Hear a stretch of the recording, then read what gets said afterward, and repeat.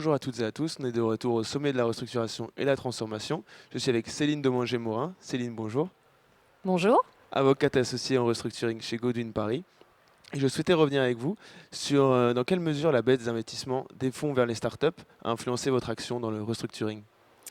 Alors, merci de cette question. Effectivement, on rencontre, je dirais, depuis l'été 2022, une recrudescence de dossiers dans ce domaine d'activité. Donc, je vais dire les startups essentiellement biotech, medtech, puisque c'est là-dessus, je dirais que moi, je suis intervenue essentiellement. Les baisses de levée de fonds, on les a connues dès les États-Unis. C'est arrivé progressivement en France. Ça s'est forcément accéléré aussi avec les déboires de la banque SVB en Californie, qui a fini, je dirais, de mettre un terme à cette période de levée de fonds hors cas exceptionnel. Donc, qu'est-ce qu'on traite ? On traite de dossiers qui aujourd'hui ont eu l'habitude de lever des fonds de manière successive au fur et à mesure de l'avancement de leur projet.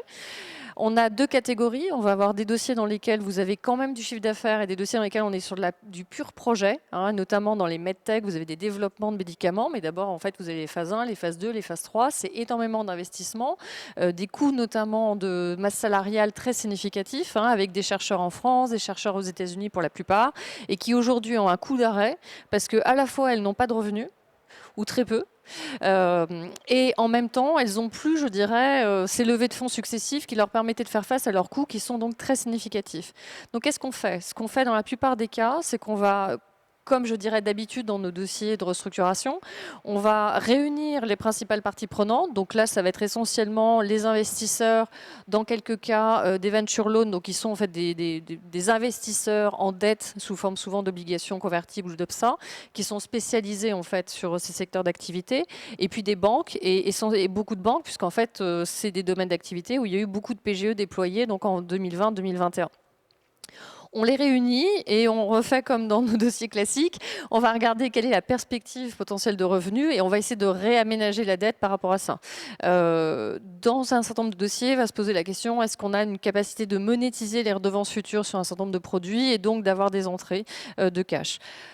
On est obligé en réalité dans la plupart des dossiers aussi de penser à ce qu'on va appeler un dual track, c'est-à-dire en fait soit espérer gagner finalement la confiance d'un certain nombre d'investisseurs nouveaux dans le cadre de levée de fonds, mais on voit quand même que c'est assez compliqué, ou alors aller vers un processus M&A, consolidation, pour essayer en réalité de trouver quelqu'un qui va reprendre au moins une partie des projets qui ont été développés par l'entreprise.